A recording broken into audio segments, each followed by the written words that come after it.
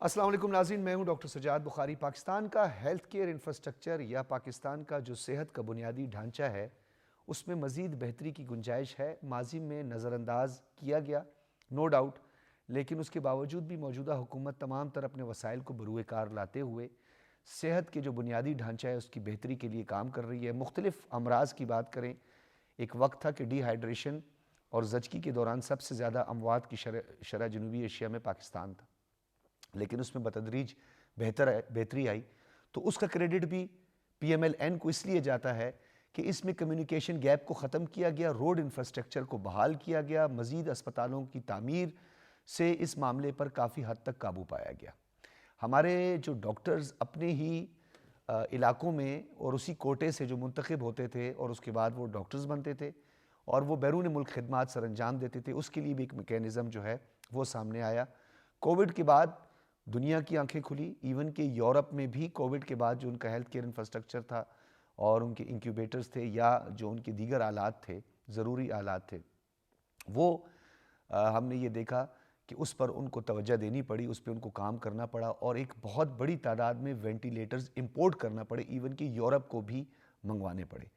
پاکستان میں ایک بہت عرصے سے کینسر جیسے موذی مرض کے لیے تگ و دو کی جا رہی ہے اور definitely Pakistan atomic energy commission اس میں بہت زیادہ کنٹریبیوٹ کر رہا ہے۔ بہت سارے ہاسپٹلز کا قیام عمل میں آیا۔ اسلام آباد میں ہمارا نوری ہاسپٹل ہے، بلوچستان کے دور دراز علاقوں میں سینار ہاسپٹل ہے، اسی طرح کراچی اور جو دیگر شہر ہیں، بڑے شہر ہیں، وہاں پر بھی جو پاکستان ایٹامک انرجی کمیشن ہے وہ کنٹریبیوٹ کر رہا ہے اور انتہائی سستا علاج۔ اسی حوالے سے وزیر اعظم پاکستان نے مظفر آباد میں Kashmir institute of nuclear medicine, oncology اور ریڈیولوجی کی افتتاحی تقریب سے خطاب کیا۔ یہ بھی ایٹامک انرجی کمیشن کے تعاون سے بنایا گیا ہے اور ڈاکٹرز نے باقاعدہ وزیر اعظم کو وہاں پہ بریفنگ دی اور وزیر اعظم شہباز شریف نے اس میں اپنے خطاب کے دوران بڑے اہم نقطہ اٹھایا کہ وہ خود اس مرض کا شکار ہوئے ہیں اور وہ بخوبی جانتے ہیں کہ اس مرض کا علاج کتنا مہنگا ہے اور مریض کو کتنی تگ و دو اور کتنی مشکلات کا سامنا کرنا پڑتا ہے۔ یہ ہماری ایک پرائم رسپانسبلٹی ہے اور جہاں پر بھی ڈیموکریٹک سٹرکچر ہے یا ریاست ہے، اس کی پرائم رسپانسبلٹی یہ ہے کہ وہ بنیادی صحت کی سہولیات اور مفت تعلیم جو ہے وہ فراہم کرے اپنے شہریوں کو۔ اس حوالے سے پاکستان کو کہ تھرڈ ورلڈ کنٹریز میں شمار ہوتا ہے اور پاکستان ابھی تک ڈیولپ کنٹریز میں شامل نہیں ہوا۔ پاکستان کی مشکلات بہت زیادہ ہیں، لیکن اس کے باوجود بھی پاکستان اپنی کیپیسٹی میں رہ کر یہ کام کر رہا ہے اور یہ بڑی ایک اہم ڈیولپمنٹ ہے وہ ہمارے سامنے آئی ہے۔ اس کا فائدہ یہ ہوگا کہ اب لوگوں کو اسلام آباد اور لاہور نہیں جانا پڑے گا، بلکہ ان کی دہلیز پہ مظفر آباد میں بھی اس انسٹیٹیوٹ کے بعد جو کینسر جیسے موذی مرض میں مبتلا لوگ ہیں ان کا علاج ممکن ہوگا۔ اب ریڈیولوجی کی بات کریں، آنکولوجی کی بات کریں تو یہ ایک بہت بڑا واسٹ سبجیکٹ ہے۔ کینسر کی بہت ساری اقسام ہیں، اس کو بڑے ون ورڈ میں یا ون پیراگراف میں بھی اس کو ڈیفائن نہیں کیا جا سکتا۔ اس میں مختلف گلینڈز ہیں، کارسینوما کینسرز ہیں اور بہت سے بلڈ کینسر ہیں۔ اس حوالے سے جو ہے وہ ڈاکٹرز مزید تحقیق بھی کر رہے ہیں کہ اس پہ کتنا مزید کام کیا جا سکتا ہے۔ تو ہماری نیک خواہشات بھی ہیں پرائم منسٹر کے لیے اور پاکستان ایٹامک انرجی کمیشن کا جو یہ کنٹریبیوٹ ہے اور کنٹریبیوشن ہے، اس کو ہم خراج تحسین بھی پیش کرتے ہیں۔ اور پروگرام کے دوسرے حصے میں ہم بات کریں گے بھارت کی اس ہٹ درمی کی کہ بھارت جو ہے وہ انڈس واٹر ٹریٹی کو ماننے کے لیے تیار نہیں ہے، بلکہ وہ وائلیشن کر رہا ہے۔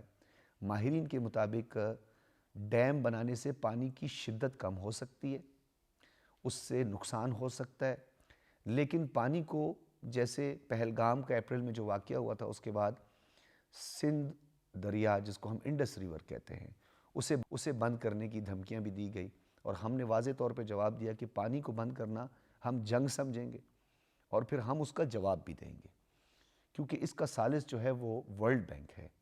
لہٰذا بھارت یک طرفہ طور پر سندھ طاس معاہدے کو معطل نہیں کر سکتا۔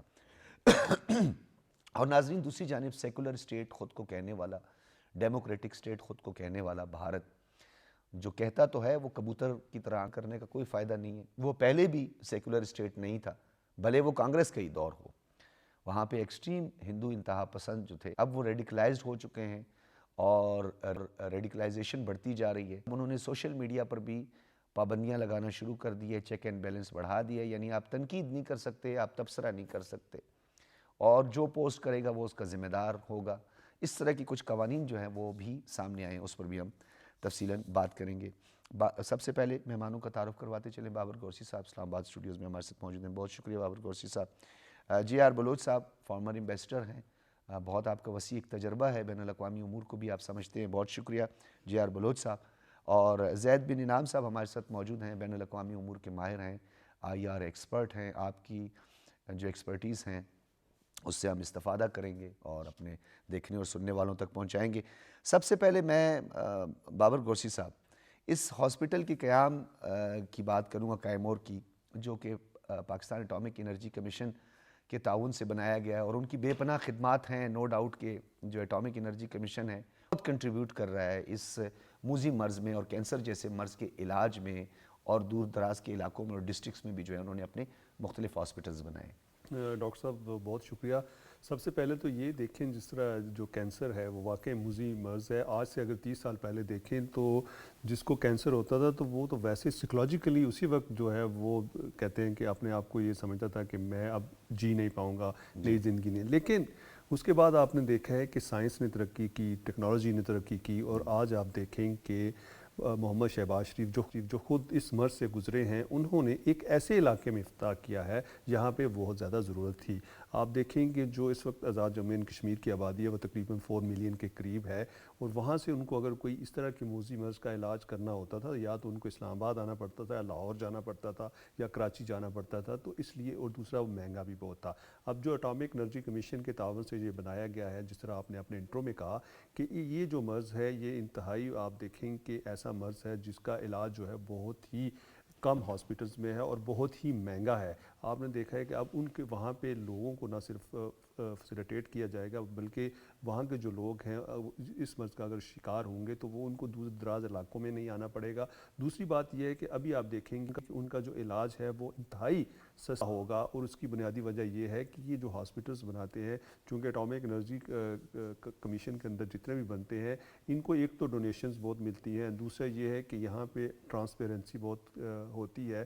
ساتھ ساتھ آپ نے دیکھا کہ پرائم منسٹر نے اس بات کا زور دیا ہے کہ اگر کسی کو بھی وہاں پہ کوئی ایشوز آئیں تو اس کو ایڈریس کیا جائے, کیونکہ آپ نے دیکھا ہے کہ جب ہاسپٹلز بنا دیے جاتے ہیں تو اس کے بعد جو ہے وہاں پہ ڈاکٹرز بھی آ جاتے ہیں, انفراسٹرکچر بھی بن جاتا ہے, لیکن اس کو رن کرنا یا ایڈمنسٹریٹولی بہت زیادہ آپ نے دیکھا ہے کہ وہاں پہ لوپ ہولز آ جاتے ہیں. تو پرائم منسٹر نے کہا کہ آپ نے اس بات کو بھی یقینی بنانا ہے کہ آپ نے یہ تمام چیزیں بنا دی ہیں, مشینیں بھی آ گئی ہیں, ایکسپرٹ بھی آ گئے ہیں, ڈاکٹرز بھی آ گئے ہیں, لیکن آپ نے مریضوں کو بڑے اچھے طریقے سے ٹریٹ کرنا ہے. کیونکہ یہ ٹریٹمنٹ کے ساتھ ساتھ آپ کو پتہ ہے کہ اس کے لیے سائیکلوجیکلی بھی بہت سی چیزوں کو کرنا پڑتا ہے. آپ کو سائیکیٹرسٹ ہائر کرنے پڑتے ہیں, اس کے ساتھ ساتھ دوسرے جو ایکسپرٹس ہیں وہ ہائر اس کرنے میں پڑتے ہیں. ریڈیولوجی جو ہے جی وہ بڑا ایک مین, اور پیتھولوجی جو ہے وہ جی بہت زیادہ, اس کی انوالومنٹ بہت زیادہ جی ہوتی جی ہے, کیونکہ اس میں آپ کو ساتھ ساتھ جو ہے وہ ہیلپ لینی پڑتی ہے, جی ریڈیولوجی کی ہیلپ بھی لینی جی پڑتی ہے, جی سونولوجسٹ کی بھی لینی پڑتی ہے, لیکن پیتھولوجی بھی اس میں بڑا ایک اہم فیکٹر ہے. آپ نے بالکل ٹھیک کہا, جی بلڈ ٹرانسفیوژن جو ہے اس میں وہ بھی بڑی ایک امپورٹنٹ فیکٹر ہوتا ہے.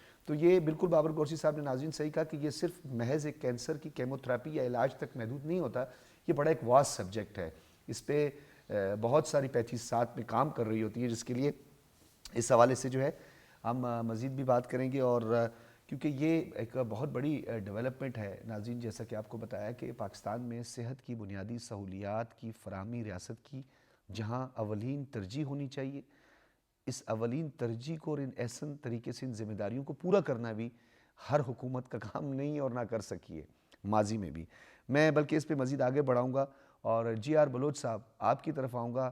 ہم اپنا ہمسایہ تو ویسے کہتے ہیں ماں جھایا ہوتا ہے, لیکن اس ہمسائے نے ہمیں اتنا تنگ کیا ہوا ہے کہ اس نے انڈس واٹر ٹریٹی کو بھی معطل کر رہا ہے. اب چناب پر ڈیم بنانے کی باتیں بھی کر رہے ہیں, 260 میگا واٹ بجلی.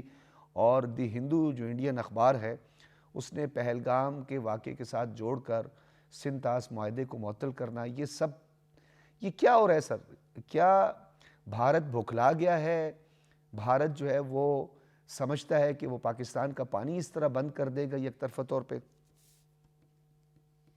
شکریہ. دیکھیے یہ کوئی اچھی خبر نہیں ہے ساؤتھ ایشیا کے لیے, یہ اچھی خبر نہیں ہے ہندوستان کے لوگوں کے لیے, اور اوبیسلی ہمارے لیے بھی بہت بڑی تھریٹ ہے.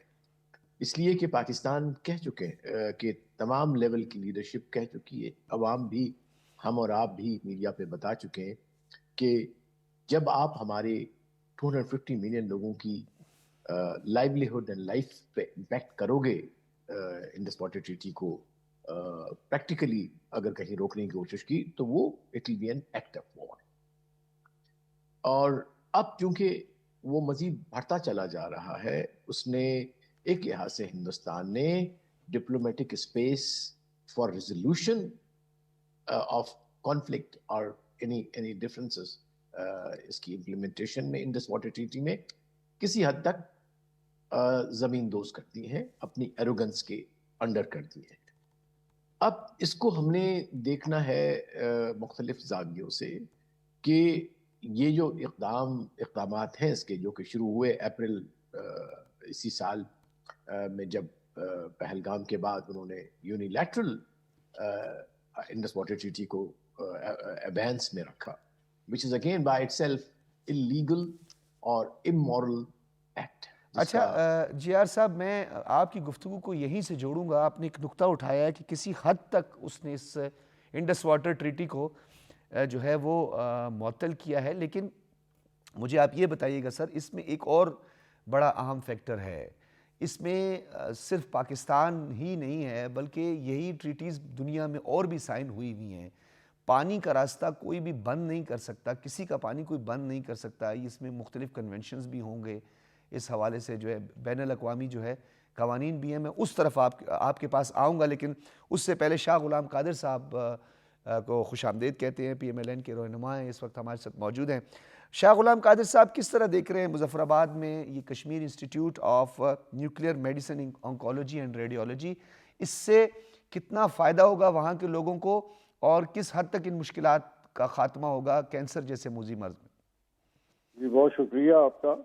بنیادی بات ہے کہ آزاد کشمیر میں یہ پہلا کینسر ہاسپٹل ہے جو پاکستان ایٹامک انرجی کمیشن کے تعاون سے, اور انہوں نے ہی بنا کے دیا ہے آزاد کشمیر کے لوگوں کے لیے. اور وزیر اعظم پاکستان شہباز شریف صاحب کا بھی چند دن پہلے اس کا افتتاح کر کے میں بھی موقع پہ موجود تھا. تو یہ ہاسپٹل جو ہے یہ ایک بڑی سیف جگہ پہ ہے, اور اس کے ساتھ عباس انسٹیٹیوٹ آف میڈیکل سائنسز جو ہے وہ بھی موجود ہے. تو ایک بہت بڑا تحفہ ہے میں سمجھتا ہوں گورنمنٹ آف پاکستان کا.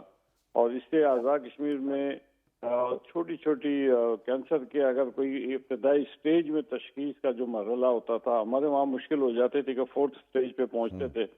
پھر اسلام آباد میں پیمز ہاسپٹل, نوری ہاسپٹل, پھر اس کے بعد کہیں اور لاہور جانا پڑتا تھا.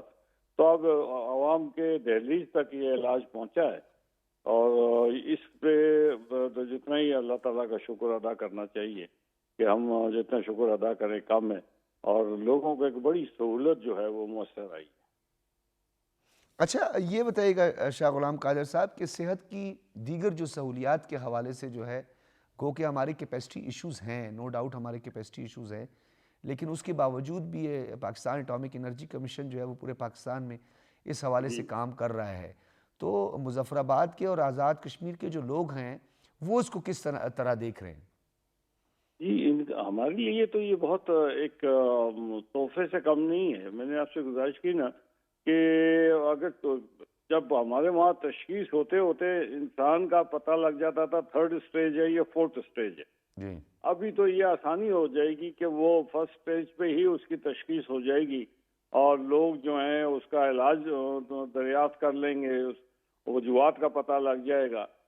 تو یہ تو ایک بہت بڑا تحفہ ہے میں سمجھتا ہوں, اور اس پہ میں نے پہلے گزارش کی کہ ہمارے لیے اخراجات بھی کم ہو جائیں گے, اور جلدی ریمیڈی کے طرف جو ہے ہم جا. ماضی کی حکومتوں نے شاہ صاحب کیوں اتنا نظر انداز کیا؟ یہ تو بڑا ایک اہم ایشو تھا, اور ڈیفینیٹلی جو آزاد کشمیر کی عوام ہے ان کی بنیادی سہولیات کی فراہمی جو ہے وہ تو پرائم رسپانسبلٹی ہونی چاہیے.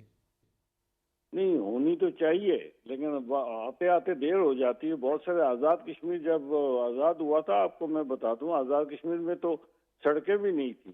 آزاد کشمیر میں اس وقت 48 میں تو کوئی اسپتال بھی نہیں تھا.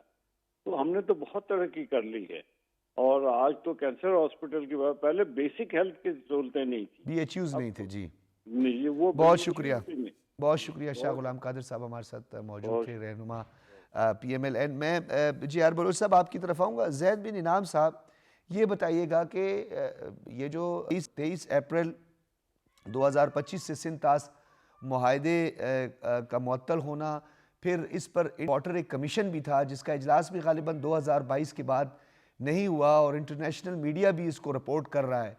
تو کیا ڈیم بنانے سے جو ہے وہ گو کہ ہمارے تحفظات تو ہیں، لیکن کیا ڈیم بنا لینے سے پانی رک جاتا ہے یا پانی کی شدت میں کمی آتی ہے، بہاؤ کم ہو جاتا ہے؟ جی بالکل، آپ نے بالکل صحیح فرمایا. اگر ہم دیکھیں انڈیا کی سائڈ سے جو آبی جارحیت ہے اس کا آغاز 1948 سے سٹارٹ ہوا ہے، اور اس کے بعد 12 سال کے بعد انڈس واٹر ٹریٹی جو ہے وہ موضوع وجود میں آئی ورلڈ بینک کے انڈر. اگر ہم دیکھیں ہائیڈرو پولیٹکس کو، اگر ہم 2025 میں دیکھیں تو ہائیڈرو پولیٹکس نے ایک بہت امپورٹنٹ رول پلے کیا اسپیشلی ساؤتھ ایشیا میں.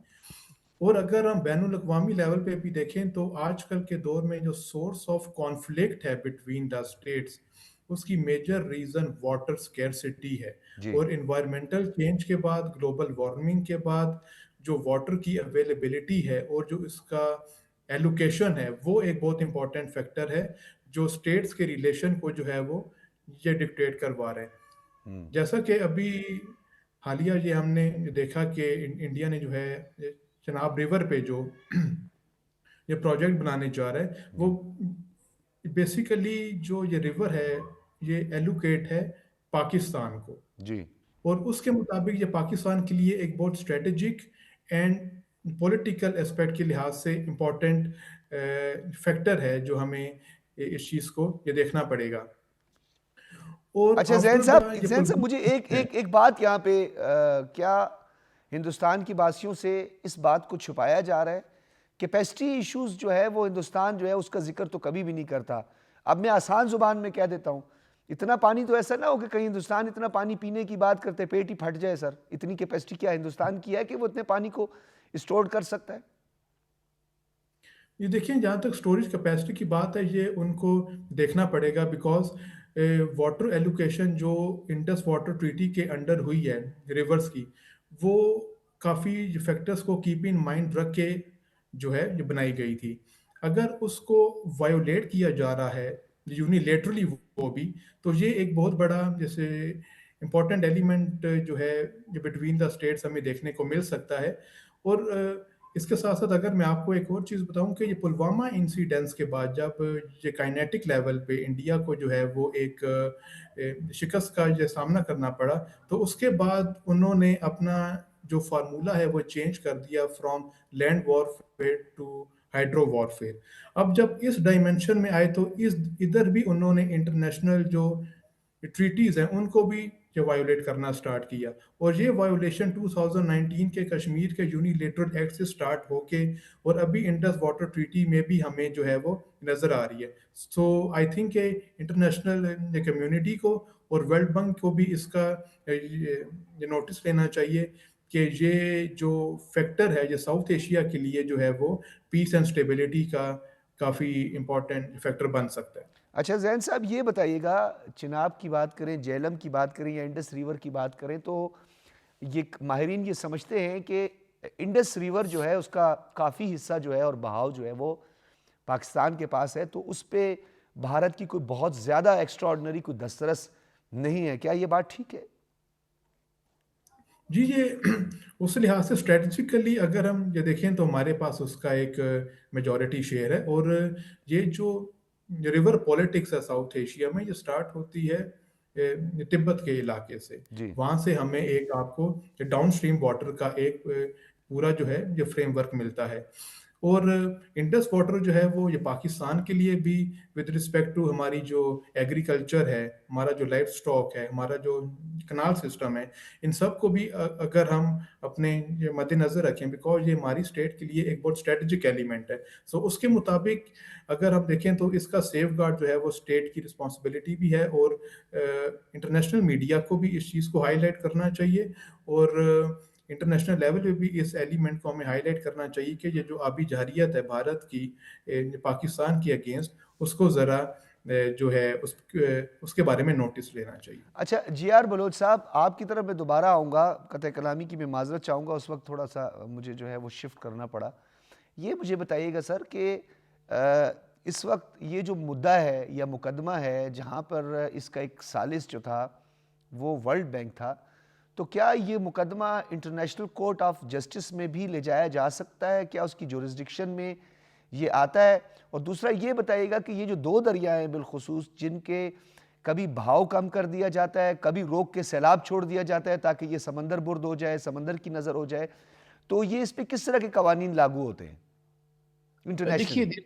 جی، اس میں بہت سارے قوانین ہیں جس میں جو میں کوئکلی بھی اگر بتا دوں آپ کو تو U N G A resolution 51 ہے، اس کے بعد U N convention on water courses ہے، آرٹیکل 7 ہے، اس کے بعد سب سے اہم جو ہے وہ ہے روم اسٹیٹیو کا آرٹیکل 7 جو کہ وچ از اے کرائم اگینسٹ ہیومینٹی. اور میرا جب سے انہوں نے کیا ہے یہ اعلان suspension abeyance of the Indus water treaty, میں یہ کہتا ہوں کہ Hindustan already crime against humanity کا مرتکب ہو چکا ہے، اس لیے کہ to use any means to threaten the life and livelihood of people is a crime against humanity. And اگر وہ واقعی ابھی تو استعمال کر چکے تو میں یہ سمجھتا ہوں کہ نہ صرف وہ تھریٹ ہے لیکن وہ یوز بھی کر چکے ہیں، لہٰذا کوئی شک نہیں اس کے اندر کہ in extreme scenario one could go even to the international criminal court. جو انٹرنیشنل کورٹ آف جسٹس میں بھی جایا جا سکتا ہے، لیکن زیادہ تو ہم آئی سی سی میں جائیں اگر خدا نخواستہ اس پہ کم یہ واپس نہیں جاتے. لیکن اس میں تھوڑا سا ایک پولیٹیکل اینگل ہے جو ہمیں سمجھنا چاہیے اور ہماری عوام کو بھی سمجھنا چاہیے، کیونکہ دیر از دس وار آف نیریٹو اور ایک سائیکولوجیکل وارفیئر بھی چل رہی ہے بٹوین، جو کہ ہندوستان کی اس وقت جو ایکسٹریمسٹ رجیم ہے وہاں پہ ہندوتوا والی وہ چلا رہی ہے کہ کسی طرح سے پاکستان کے لوگوں کا، پاکستان کی حکومت کا، پاکستان کی انسٹیٹیوشن کا ول ٹو ریزسٹ کو کس طرح سے بلنٹ کیا جائے، کمزور کیا جائے. اور تو سر یہ سینٹیمنٹ جو ہے، اس سینٹیمنٹ کا بھرپور استعمال ہوتا ہے اور وہ ایک ڈرٹی پالیٹکس کے لیے ہوتا ہے. ایوری بڈی نوز کہ وہ اپنی ایک ڈرٹی پالیٹکس کے لیے وہ ان ٹیکٹکس کا استعمال کرتے ہیں. تو سر ہمارے لیے تدابیر کیا ہونی چاہیے اور ہمارا ایجنڈا ون لائنر کیا ہونا چاہیے سر؟ دیکھیے پہلی بات تو یہ ہے کہ ہم نے ان کے اس بلیک میل میں نہیں آنا ہے، نمبر 1، کیونکہ انڈس واٹر ٹریٹی کو سسپینڈ کرنے کا، ابائنس میں رکھنے کا اس کے پاس کوئی لیگل جواز تھا، نہ ہے، نہ ہوگا، نمبر 1. نمبر 2، ہمیں ان کے اس سائیکولوجیکل وارفیئر کو ریزسٹ کرنا ہے by communicating right information to our people and informing our self. اور ایک اہم نقطہ کہ ان کے ہر اٹرنس کو ہمیں دنیا میں ایکسپوز کرنا ہے کہ ہندوستان کی یہ ایکسٹریمسٹ حکومت ابھی تک اسی طرح سے ملیٹنٹ اور اگریسو کورس کے اوپر ہے. کیوں کہ اب یہ ان کے لیے آخری ایک مورچہ رہ گیا ہے، اندر سے اتنے کمزور ہو گئے ہیں. جی یار صاحب، دیامر بھاشا جو پاور پروجیکٹ ہے، ڈیفینیٹلی چائنا جو ہے آپ بھی سمجھتے ہیں، تو کیا ہندوستان جو یہ سائیکولوجیکل وارفیئر، کیا ان دونوں ممالک کو کوئی پیغام دینے کی کوشش کر رہا ہے؟ کیا یہ ایک فیکٹر بھی ہو سکتا ہے؟ کیونکہ چائنا بھی اس طرف جو ہے وہ اپنے کچھ ڈیمز بنا رہا ہے اور وہ تو باقاعدہ طور پہ رولز، انٹرنیشنل لاز کو مد نظر رکھ کے بنا رہے ہیں. وہ تو بہت بڑا ایک ان کا پروجیکٹ ہے جو کہ جو آئی تھنک 3 گارجز ڈیم سے بھی بڑا ہے، دنیا کا سب سے بڑا برہم پترا پہ بنا رہا ہے یا کسی ریور پہ، مجھے I'm forgetting the exact name، جو کہ چائنا سے آتا ہے اور ہندوستان کی بہت بڑی ریور سسٹم کو اریگیٹ کرتا ہے. تو یہ ہندوستان کے پاس لیوریج میں سمجھتا ہوں بہت لمیٹڈ ہے اس لحاظ سے. تو ہمارا جو رسپانس ہے، میں اس کی طرف زیادہ آ جاتا ہوں کہ ہمارا جو رسپانس ہے ٹو سچ ڈیولپمنٹس میجرڈ ہونا چاہیے، مطلب دو ٹوک ضرور ہونا چاہیے، لیکن نہ ہم نے پینک کرنا ہے کہ کل خدا نہ خواستہ وہ بیرن کر دے گا پاکستان کو. اس کا وہ کر نہیں سکتا. نہیں کر ہم سکتا. کو نہیں کرنا۔ یہ آپ نے ایک ٹرم استعمال کی تھی بابر قرسی صاحب، آپ نے جے آر بلوچ صاحب کی گفتگو سنی، انہوں نے کہا کہ یہ کرائم اگینسٹ ہیومینٹی ہے. تو کرائم اگینسٹ ہیومینٹی بھی اکنامک انٹرسٹ پوری دنیا میں چل رہا ہے. یہاں پہ جنگی جرائم کا مرتکب پایا گیا جو نیتن یاہو تھا، اس کو انٹرنیشنل کورٹ آف جسٹس کی ججمنٹ اس کے سامنے ہے. پھر یو این کی ایک ریزولوشن کہیں یا جو رولنگ، بالخصوص جو یو این کی ایک رولنگ آئی تھی جس میں ان کو جنگی جرائم کا مرتکب اور جینوسائیڈ کا مرتکب قرار پایا تھا اسرائیل اور اس کی حکومت اور نیتن یاہو بھی. تو کیا یہ کرائم تو ہے، نو ڈاؤٹ یہ کرائم ہے، اس سے بڑے بڑے کرائم جو ہے وہ دنیا میں اب تک ہندوستان کر چکا ہے، وہ کرائم جو ہے وہ کینیڈا تک بھی، امریکہ تک بھی. ہمارا کیا طریقہ کار ہونا چاہیے، ہماری حکمت عملی کیا ہونی چاہیے اس حوالے سے؟ بالکل ڈاکٹر صاحب، آپ نے صحیح کہا کہ جو ہندوستان ہے وہ تو ہر حربہ استعمال کر رہا ہے، اور آپ نے دیکھا ہے کہ ہر حربے میں جو ہے وہ فیل ہو رہا ہے، اور اس کی واضح مثالیں ہیں. افغانستان کے ذریعے وہ ہمیں ڈی اسٹیبلائز کر رہا ہے. فائنینشیل ٹیررزم وہ دنیا میں پھیلا رہا ہے، جس طرح آپ نے کہا کینیڈا، یو کے، اسی طرح امریکہ، دوسرے جو ممالک ہیں افریقہ تک کے ممالک میں. اس کے بعد آپ دیکھیں اس نے واٹر ٹیررزم کرنا شروع کر دیا. پہلے تو آپ نے دیکھا ہے کہ ہر طرح کی ٹیررزم وہ کرتا تھا، اب اس نے یہ کرنا شروع کر دیے. یہ بالکل جے آر بلوچ صاحب نے کہا ہے کہ ہمیں جو ہے تحمل کا مظاہرہ کرنا چاہیے، اور ہمیں اس کی بلیک میلنگ میں نہیں آنا چاہیے. بات تو انہوں نے بالکل ٹھیک کی ہے، لیکن بات یہ ہے کہ اب جب وہ ایک کام سٹارٹ کر رہا ہے تو اس کو سٹارٹنگ سے بھی تو آپ نے روکنا ہے. اور اس کے لیے جس طرح ہماری اس وقت جو حکومت ہے، ہماری جو عسکری قیادت ہے، آپ نے دیکھا ہے کہ وہ اس وقت جو دنیا ہے، جس طرح ہماری سفارتی محاذ پر بہت ہی کامیابیاں ہیں اور اس کی واضح مثالیں ہیں، اور دنیا اس کے اوپر بات کر رہی ہے.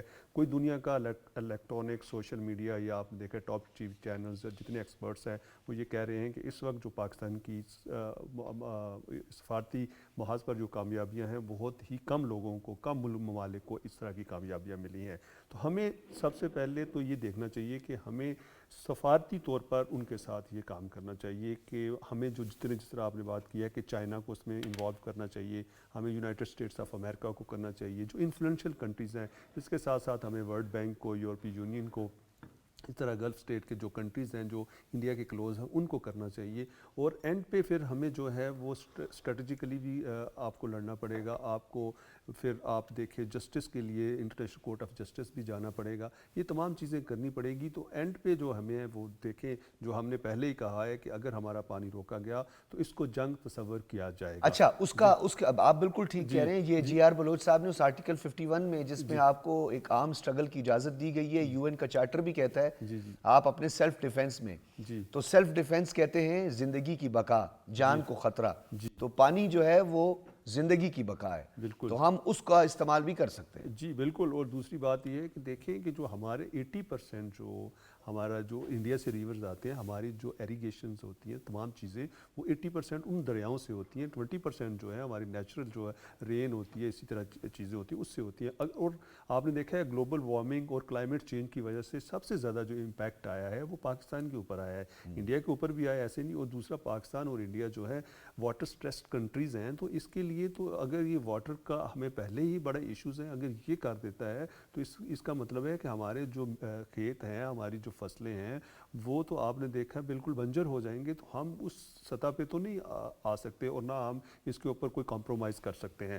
اب ہونا یہ چاہیے کہ دیکھیں جو یہ ہیومینٹی کا مسئلہ ہے. اب دیکھیں 1 ارب 40 کروڑ ان کی آبادی ہے، 25 تقریباً 1.25 ارب کی آبادی کو آپ ڈسٹرب کر رہے ہیں، آپ انسانوں کو ڈسٹرب کر رہے ہیں. تو اس طرح نہیں کرنا چاہیے. آپ کے جو اوچھے ہتھ کنڈے ہیں یا آپ کی جو پالیسیز ہیں ان کو آپ کم از کم جو ہے اسٹریٹجیکلی تو چلیں آپ استعمال کریں، سارا کچھ کریں. لیکن جب ہیومینٹی کا مسئلہ آتا ہے، جب انسانوں کا مسئلہ آتا ہے، تو انسانوں کا کوئی مذہب نہیں ہوتا. کسی انسان کو یہ نہیں ہوتا کہ اس نے کرسچن پیدا ہونا ہے، ہندو پیدا ہونا ہے، مسلمان پیدا ہونا ہے یا سکھ پیدا ہونا ہے. تو اس لیے کم از کم آپ جس طرح آپ نے کہا سیکولرزم کی بات کرتے ہیں، ڈیموکریسی کی بات کرتے ہیں، لیکن آپ نے دیکھا ہے کہ جب سے مودی کی حکومت آئی ہے اس وقت سے یہ تمام چیزیں ہو رہی ہیں. اس سے پہلے کا آپ عرصہ دیکھ لیں، جب مودی کی جگہ دوسرے وزیر اعظم عالم تھے उनका भी एग्रेशन होता था, लेकिन उनका इस तरह का एग्रेशन नहीं होता था कि जी आप जो बेसिक नेसेसिटीज़ ऑफ लाइफ हैं जिसमें वाटर जो है मेन है उसको ही नहीं आप सर, ये खत्म करते. छेड़ते रहे हैं, माजी में भी नहीं रहे हैं, नहीं, कांग्रेस मैं भी कहता इसके हूँ माजी हवाले में से छेड़ते रहे हैं,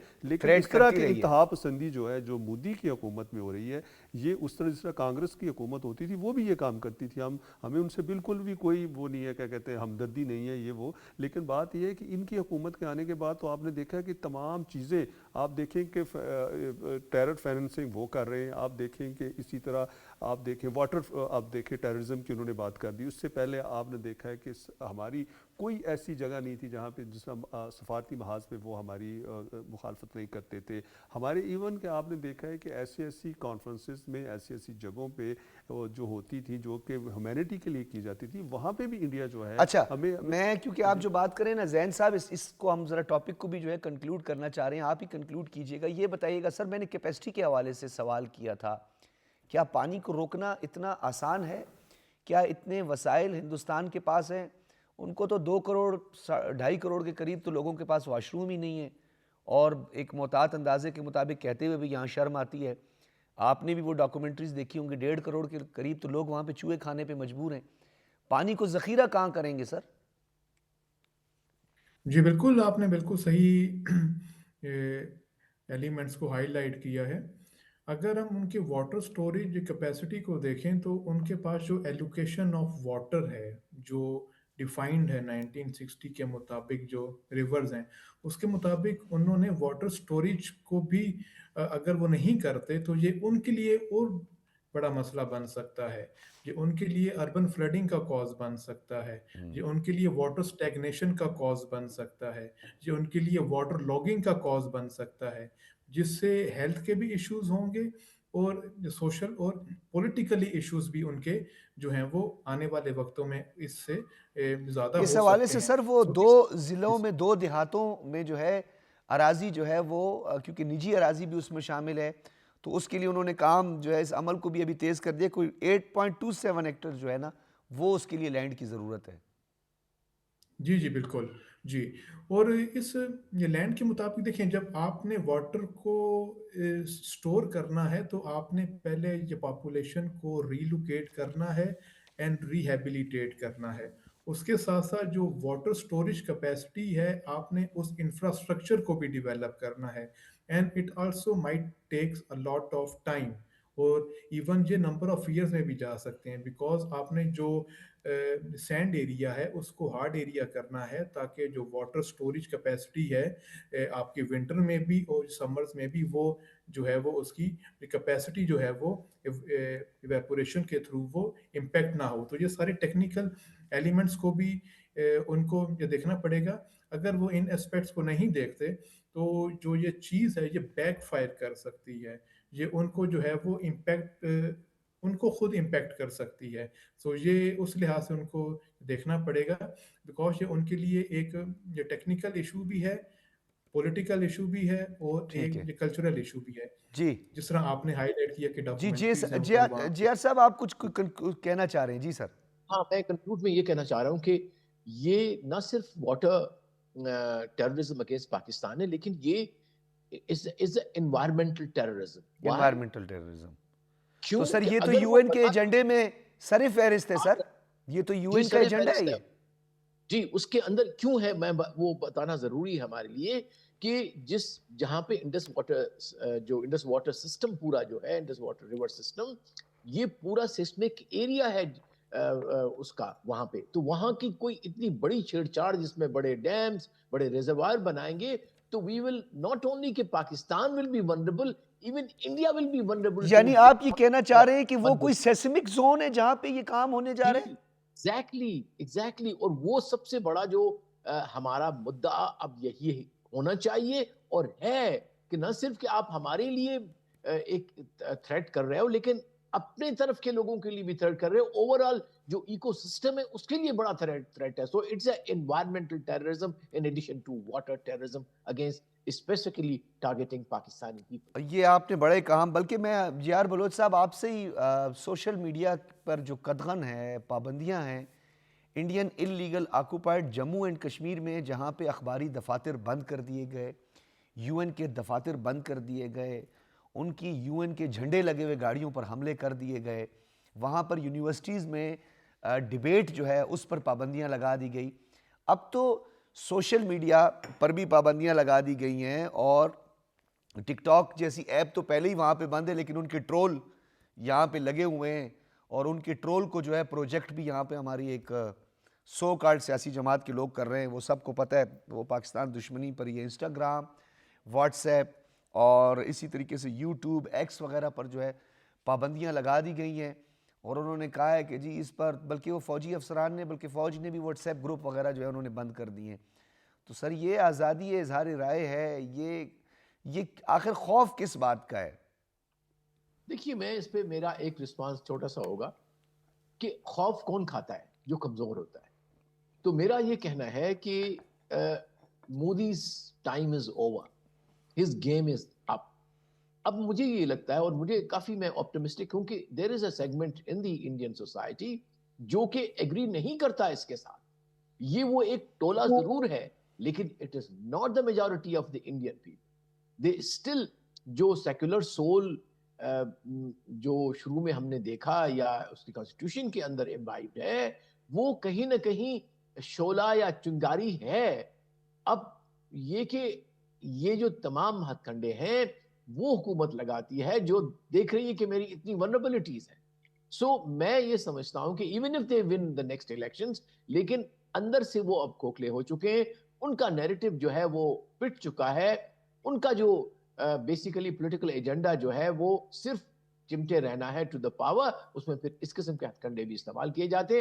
لہٰذا I feel that this is indication of their erosion of power, erosion of public support, اور ان کی کمزوری کو جو ہے وہ ظاہر کرتا ہے. اچھا سر, ٹیلی کمیونیکیشن کو بھی تو ایک بہت بڑا دھچکا ہے اس حوالے سے. ٹیلی کمیونیکیشن کو بھی بہت بڑا دھچکا ہے, اور ایک ریونیو کا مسئلہ بھی ہندوستان کو پڑ جائے گا.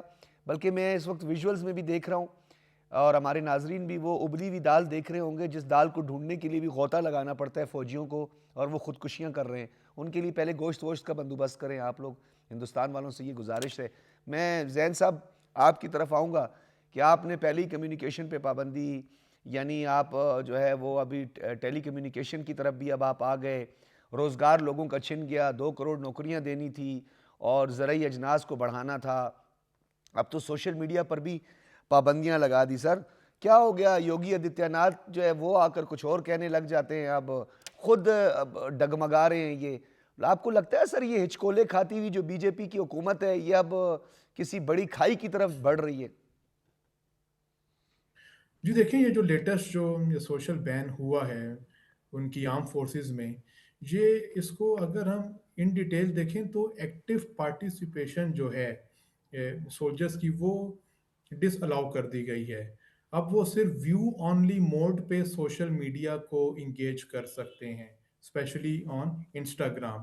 ابھی جو انہوں نے نیم دیا ہے اس کو, دیٹ از دا یہ ٹیکٹیکل اور آپریشنل لیول پہ یہ ایک بہت بڑی عظیمت کا ان کو سامنا کرنا پڑ سکتا ہے. اور آرم فورسز کی رینک اینڈ فائل میں اس قسم کی جو یہ بین ہے وہ اس چیز کی طرف اشارہ کرتے ہیں کہ شاید کوئی جو ہے وہ ایلیمنٹ ہے جو سیفرونائزیشن آف ملٹری کی طرف جا سکتا ہے. ابھی ریسنٹلی ایک ریلیجس منورٹی کے جو آفیسر ہیں ان کا کورٹ مارشل ہوا تھا. یہ ہم نے دیکھا ہے ان لاسٹ 1-2 ویکس, اور کورٹ اس میں سہولت کار بن گئی تھی. جی بالکل. اور اگر ہم دیکھیں تو یہ بے چینی اور یہ پالیسیوں پہ یہ تنقید اور فوج کو ہندوتوا یہ نظریہ کے زیر اثر لانے کی جو یہ لا فیئر ہے, ایک لا کو یوز کرتے ہوئے, بیکاز اس کے اندر ہمیں ایک اور بھی ایلیمنٹ کو مائنڈ میں رکھنا ہے کہ یہ پاکستان انڈیا کے ساتھ ساتھ انڈیا چائنا اینگل بھی اتنا ہی امپورٹنٹ ہے جتنا پاکستان انڈیا کا اس کے اندر اسٹریٹجک اینگل انوالو ہے. سو آئی تھنک یہ جو سوشل میڈیا کا بین ہے ان کی آرم فورسز میں, یہ ٹیکٹیکل اینڈ آپریشنل لیول پہ جو ان کی ایفیکیسی ہے, جو ان کی رینک اینڈ فائل کی جو ایک مومنٹم ہے, اس کو یہ امپیکٹ کر سکتا ہے. مجھے یہ جو آپ بات کریں جی آر بلوچ صاحب, آپ مسکرائیں, آپ جو مسکرائے تھے مجھے اس کی وجہ پتہ ہے, لیکن میں یہ مسکرانا حقائق پہ مبنی ہے سر, کیونکہ یہ واقعات ہو چکے ہیں. یہ ابلی ہوئی دال کی وجہ سے جو سوسائڈ کیا خود جو ہے ٹائمز آف انڈیا کی ہم بات کریں یہ بھی ٹائمز آف انڈیا ہی کہہ رہا ہے. اور اس سے پہلے جو ان کا ایک جھوٹا India.com ہے اسی نے یہ خبر بریک کی تھی کہ دنیا میں شاید 6 نمبر پر خودکشی کرنے والا اور سوسائڈ کرنے والا جو افواج سوسائڈ کرتی ہے وہ ہندوستان ہے. تو سر یہ فوج کے لیے کیوں اتنی پابندیاں لگا لی ہیں؟ دکھانے دیں ان کو کوئی ویڈیو اگر وہ دال پر مجبور ہو گئے ان کو گوشت ووشت نہیں کھلاتے ہیں تو. ان کی اپنی جو فوج کا مورال، فوج کی ٹیکنیکل پریپیئرڈنس، اس کے متعلق اگر ہم نے کچھ کہنا ہے تو ہمیں کچھ کہنے کی ضرورت نہیں ہے. ان کے اپنے اینالسٹ، آپ مسٹر سوہانی کو سن لیجئے گا، جی پروین سوہانی، وہ کہتا ہے کہ ہندوستان نے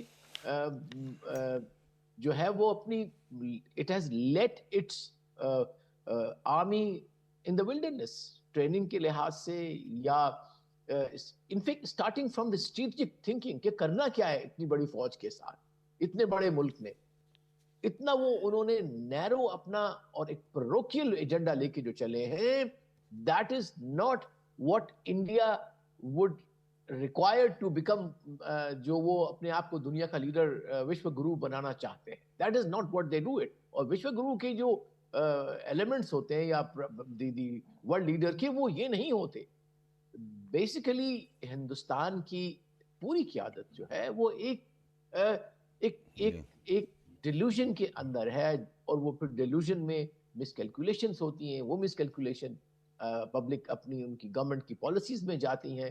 اسی طرح سے پھر ان کے انسٹیٹیوشنز جو ہے وہ ڈیٹوریٹ ہوتے ہیں. تو یہ تمام indications of a state which is in disarray, ایک ایسی ریاست جو کہ تتر بتر ہے اندر سے، اس کے بڑے انڈیکیشن. اور یہ میں کوئی پریجوڈس ایز اے پاکستانی نہیں کہہ رہا، میں ایز اے اسٹوڈنٹ آف نہیں، آپ ہمیشہ اسٹیٹسٹکس اور فیکٹس پر بات کرتے ہیں. جی آر بلوچ صاحب آپ کا بہت شکریہ. زید بن انعام صاحب آپ کا بھی بہت بہت شکریہ. بابر گورسی صاحب آپ کا بہت بہت شکریہ. مجھے ناظرین یہاں پہ ایک چیز کہنے کی اجازت دیجیے کہ ویژولز میں وہ ابلی ہوئی دال بار بار دکھا رہے تھے. تو اگر تو Indian illegal occupied Jammu and Kashmir میں اگر مسلمانوں کے ساتھ تھوڑا بھی ناروا اچھا سلوک کیا جاتا تو مسلمان بڑے فراغ دلی کے ساتھ جو ہے اپنے گھروں سے بھی روٹی اٹھا کر اور کچھ سالن والن ان کو کھلا دیتے. تو لہٰذا سوشل میڈیا پر پابندی لگا کر آپ اپنا مکروہ چہرہ پوری دنیا کو دکھا رہے ہیں. اجازت دیجیے، اللہ حافظ.